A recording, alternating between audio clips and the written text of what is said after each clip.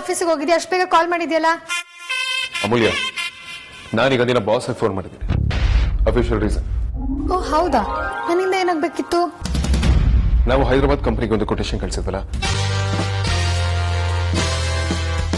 ಅಲ್ಲ ಅಮೂಲ್ಯ, ನಿಂಗೆ ನಾಳೆಯಿಂದ ಆಫೀಸಿಗೆ ಬರೋದಿಕ್ಕೆ ಆಗೋದೇ ಇಲ್ವಾ? ನಾಳೆಯಿಂದನಾ? No chance. ನೀನ್ ಬರ್ದೇ ಇದ್ರೆ ನಂಗೆ ತುಂಬಾ ಕಷ್ಟ ಆಗುತ್ತೆ. ಏನ್ ಕಷ್ಟ ಆಗ್ತಿದೆ? ನಿಂಗೇನಾದ್ರೂ ಅಸಿಸ್ಟ್ ಮಾಡ್ಬೇಕು ಅಂತಿದ್ರೆ ಹೇಳು, ಇಲ್ಲಿದ್ರೆ ಮಾಡ್ತೀನಿ. ನಾನು ಇಲ್ಲದೆ ಫೋಕಸ್ ಮಾಡೋದಕ್ಕೆ ಆಗ್ತಿಲ್ಲ, ಅಷ್ಟು ಡಿಸ್ಟರ್ಬ್ ಮಾಡ್ತಿದ್ಯಾ ನೀನು. ಮುಂಚೆ ಹುಡ್ಗಿರಂದ್ರೆ ಆಗ್ತಾ ಇರ್ಲಿಲ್ಲ, ಈಗೆಲ್ಲೋಯ್ತು ಅದೆಲ್ಲ ಮರ್ತೋಗ್ಬಿಡ್ತಾ? ಮನ್ಸ್ನ ಸ್ವಲ್ಪ ಕಂಟ್ರೋಲ್ ಅಲ್ಲಿ ಇಟ್ಕೊಳ್ಬೇಕಪ್ಪ. ಟ್ರೈ ಮಾಡ್ತಿದ್ದೀನಿ ಮಚಾರಿ, ಬಟ್ ಆಗ್ತಿಲ್ಲ. ಮುಂಚೆನ ಆಫೀಸಿಗೆ ಬರುವಾಗ ಪ್ರತಿದಿನ ನಿನ್ ಮುಖ ನೋಡ್ಕೊಂಡೆ ಹೊರಗಡೆ ಬರ್ತಿದ್ದೆ. ನನ್ನ ಚೇಂಬರ್ ಅಲ್ಲಿ ನಾನು ನೀನು ಕಿತ್ತಾಡೋದು, ಜಗಳ ಮಾಡ್ಕೊಳ್ಳೋದು, ನಗ್ನಗ್ತಾ ಮಾತಾಡ್ತಿದ್ದು ಎಲ್ಲ ಜ್ಞಾಪಕ ಬರ್ತಿದೆ. ಬಟ್ ಈಗ ತಗೊಳಪ್ಪ, ನನ್ನ ಆಫೀಸಲ್ಲಿ ಅದೇ ತರ ಕೂಗಾಡ್ಕೊಂಡು ಕಿರ್ಚಾಡ್ಕೊಂಡಿದ್ದಾಗ ಸುಮ್ನಿರು ಅಂತಿದ್ದೆ. ಈಗ ಅದನ್ನೇ ಮಿಸ್ ಮಾಡ್ಕೊಳ್ತಿದ್ಯಾ ಅಂದ್ರೆ ಹೆಂಗಪ್ಪ ನಂಬೋದು ನಾನು? ನೀನು ನಂಬಿಸೋದಕ್ಕೆ ನನಗೆ ಏನ್ ಮಾಡ್ಬೇಕು ಹೇಳು? ತಕ್ಷಣಕ್ಕೆ ಮನೆಗೆ ಬಂದ್ಬಿಡು. ಸರಿ, ಬಂದು ಮುಂದೆ ಬಂದು ಸರಿ. ಹಾಗಿದ್ರೆ ನಿಜವಾಗ್ಲೂ ಬಂದ್ಬಿಡ್ಲಾ? ಹಂಗೇನಾದ್ರೂ ಮಾಡ್ಬಿಟ್ಯಾ? ನಾನು ಸುಮ್ನೆ ಮಾತಿಗಂದೆ ಅಷ್ಟೇ. ನೀನ್ ಆಫೀಸ್ ಮುಗ್ಕೊಂಡು ಬೇಗ ಬಾ ಆಯ್ತಾ? ನಾನು ಕಾಯ್ತಾ ಇರ್ತೀನಿ. ಸದ್ಯಕ್ಕೆ ನನ್ನ ನೆನಪಿಗೆ ಇದನ್ನ ಇಟ್ಕೊಂಡಿರು. ಸುಮ್ಮನೆ ಪದೇ ಪದೇ ನೋಡಿ ಎದುರಡಿ ನೋಡಿ ಸೆಳೆಯುವೆ ನನ್ನನೆ.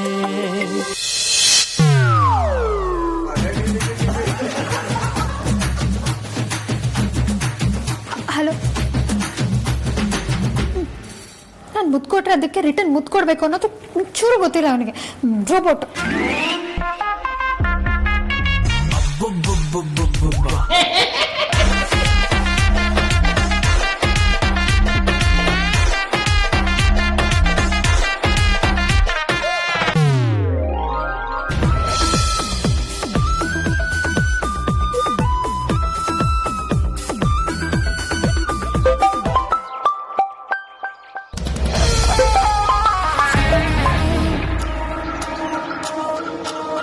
ಹಲೋ ಹಲೋ ಸರ್, ನಾನು ಡಿಟೆಕ್ಟಿವ್ ಏಜೆನ್ಸಿಯಿಂದ ಮಾತಾಡ್ತಾ ಇರೋದು. ಬಾವ, ಕಾರ್ ಒಂದು ಸ್ವಲ್ಪ ಸೈಡ್ ಆಗ್ತೀರಾ? ಒಂದು ನಿಮಿಷ.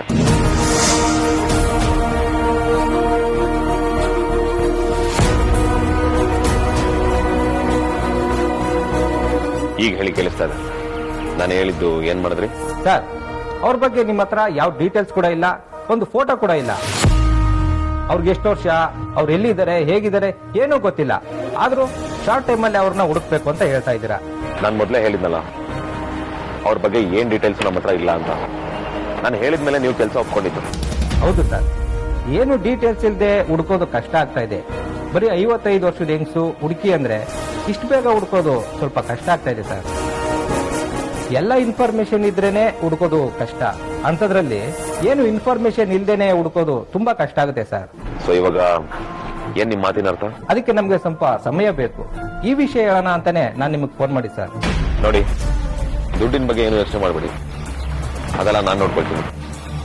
ಬಟ್ ಆದಷ್ಟು ಬೇಗ ನಮ್ಮ ತಾಯಿ ಬಗ್ಗೆ ಇನ್ಫಾರ್ಮೇಶನ್ ಕೊಡಿ. ಸರಿ ಸರ್, ಟ್ರೈ ಮಾಡ್ತೀವಿ.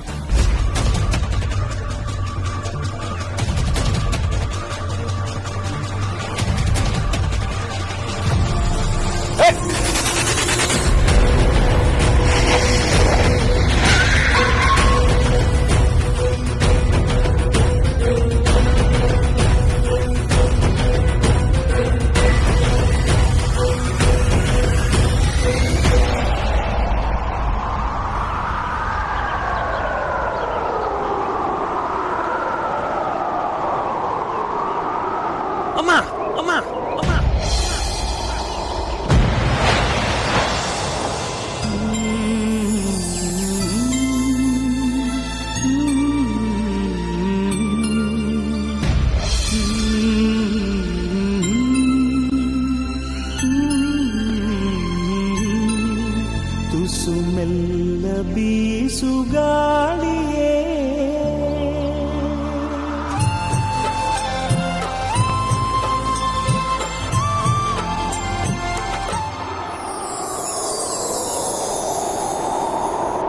ಅಮ್ಮ, ನೀವೇನಿಲ್ಲಿ?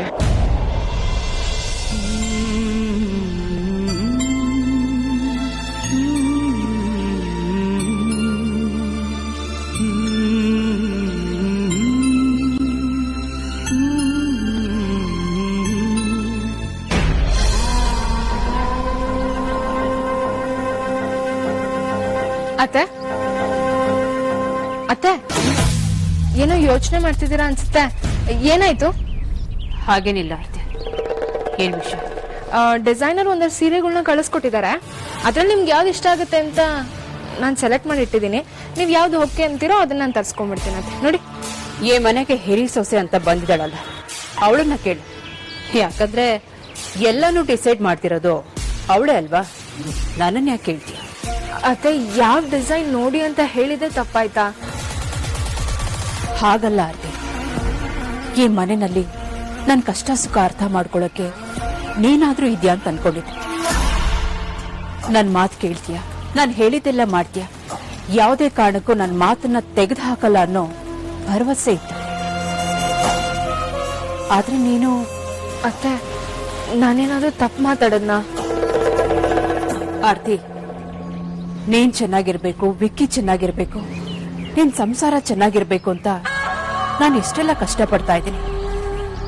ಆದ್ರೆ ನಿನಗ್ ಮಾತ್ರ ನನ್ನ ಮಾತಿನ ಸೂಕ್ಷ್ಮನೇ ಅರ್ಥ ಆಗ್ತಾ ಇಲ್ಲ. ತುಂಬಾ ಕಷ್ಟಪಡ್ತೀಯ ಆರ್ತಿ. ಅತ್ತೆ ನೀವ್ ನನಗ್ ನೇರವಾಗಿ ಹೇಳಿದ್ರೇನೆ ಅರ್ಥ ಆಗಲ್ಲ. ನೀವ್ ಈ ತರ ಸುತ್ತಿ ಬಳಸಿ ಹೇಳಿದ್ರೆ ನನ್ಗೆ ಹೇಗ್ ಅರ್ಥ ಆಗ್ಬೇಕು? ಅದ್ ಏನ್ ಹೇಳ್ಬೇಕು ಅಂತ ಅನ್ಕೊಂಡಿದ್ದೀರೋ ನೇರವಾಗೇ ಹೇಳಿ. ನೋಡಾರ್ತಿ, ನೀನ್ ತಾಳಿನ ಗಟ್ಟಿ ಮಾಡ್ಕೊ. ತಾಯಿ ಆಗಕ್ ಮೊದ್ಲೇ ತಾಳಿನ ಕಳ್ಕೋಬೇಡ. ನಿನ್ ಜೀವನನೇ ಹಾಳಾಗೋಗುತ್ತೆ ಅಂತ ಎಷ್ಟು ಸಲ ಹೇಳ್ತಾನೆ ಇದ್ದೀನಿ. ಆದ್ರೆ ನೀನ್ ಮಾತ್ರ ಯಾವುದಕ್ಕೂ ಭಯ ಪಡ್ದೆ ಆರಾಮಾಗಿ ಓಡಾಡ್ಕೊಂಡಿದೀಯ. ಅತ್ತೆ ನೀವೇನ್ ಹೇಳ್ತಿದ್ದೀರಾ? ದಯವಿಟ್ಟು ಈಗೆಲ್ಲ ಮಾತಾಡ್ಬಿಡಿ ಅತ್ತೆ. ಛೆಛೆ, ನಿನಗೆ ಹರ್ಟ್ ಆಗ್ಬೇಕು ಅಂತ ಈ ಮಾತನ್ನ ಹೇಳ್ತಿಲ್ಲ ಆರ್ತಿ. ನಿನ್ ಮೇಲಿನ ಪ್ರೀತಿಯಿಂದ ಹೇಳ್ತಾ ಇದ್ದೀನಿ. ವಿಕ್ಕಿ ಜೀವಕ್ಕೆ ಏನಾದ್ರೂ ಅಪಾಯ ಆದ್ರೆ ಏನ್ ಮಾಡ್ತೀಯ? ವಿಧವೆ ಆಗ್ತೀಯ. ಬಣ್ಣ ಬಣ್ಣದ ಸೀರೆ ಉಟ್ಕೊಂಡು ಓಡಾಡೋ ಟೈಮಲ್ಲಿ ಬಿಳಿ ಸೀರೆ ಉಟ್ಕೊಂಡು ಮೂಲೆಯಲ್ಲಿ ಕುತ್ಕೋತೀಯ. ಮೊದಲು ವಿಕ್ಕಿ ಜೀವನನ ಹೇಗ್ ಕಾಪಾಡಬೇಕು ಅಂತ ಯೋಚನೆ ಮಾಡು.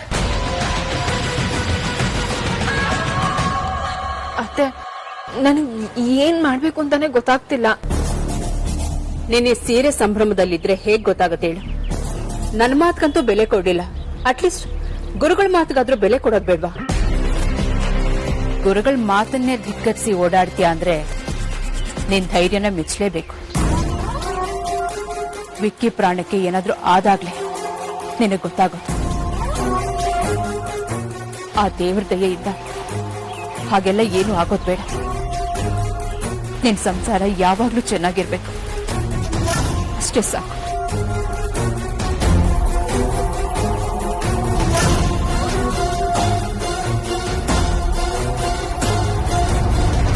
ಅವಳ ಮನೆಗೆ ಕಾಲಿಟ್ಟ ಕೂಡಲೇ ಆ ಮನೆಯಲ್ಲಿ ಒಂದು ಸಾವು ಸಂಭವಿಸುತ್ತೆ.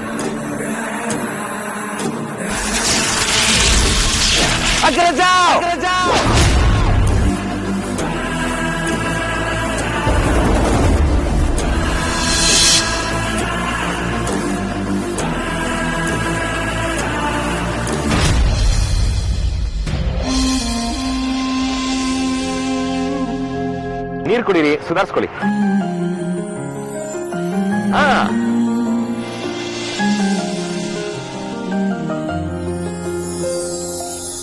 ಬಾವ, ನಮ್ಮೂರಲ್ಲಿ ಒಂದ್ ಲೇಡಿ ಸಿಕ್ಕಿದ್ರು ಅಂತ ಅನ್ನಲ್ಲ, ಇವ್ರೇ ಅದು. ಓ ಹೌದಾ? ನೀವೇನೇ ಟೆನ್ಷನ್ ಮಾಡ್ಕೊಳ್ಬೇಡಿ, ನೀರ್ ಕುಡೀರಿ.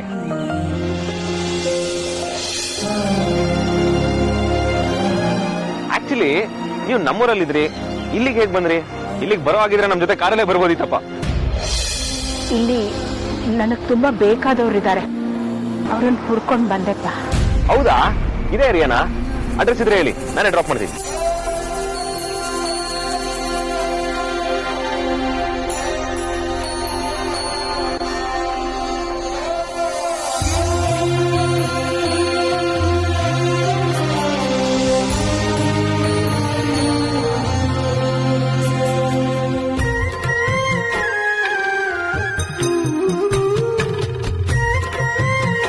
ಇವತ್ತು ಆ ವೈದೇಹಿ ಮನೆವರೆಗೂ ಬಂದಿರಳೆ ಅಂದ್ರೆ ಇನ್ನು ಮನೆಯವ್ರನ್ನ ಮಾತಾಡ್ಸೋ ಸಾಹಸ ಕೂಡ ಮಾಡ್ತಾಳೆ. ಅವಳು ನನಗ್ ಬೇಕು. ಅವಳು ಇಲ್ಲೇ ಎಲ್ಲೋ ನಮ್ಮ ಏರಿಯಾದಲ್ಲೇ ಇದ್ದಾಳೆ, ಹುಡುಕಿ. ಅಡ್ರೆಸ್ ಏನೋ ನನಗ್ ಗೊತ್ತು, ಆದ್ರೆ ನಾನಲ್ಲಿ ಹೋಗಕ್ಕಾಗಲ್ಲ. ಹೋದ್ರೆ ಆ ಸುಹಾಸಿನಿ ನನಗೇನ್ ಮಾಡ್ತಾಳೋ ಹೇಳಕ್ಕಾಗಲ್ಲ. ಅಡ್ರೆಸ್ ಇಲ್ಲಪ್ಪ. ಅಡ್ರೆಸ್ ಇಲ್ವಾ? ಹೋಗ್ಲಿ, ಫೋನ್ ನಂಬರ್ ಇದ್ರೆ ಹೇಳಿ, ನಾನೇ ಕಾಲ್ ಮಾಡ್ತೀನಿ.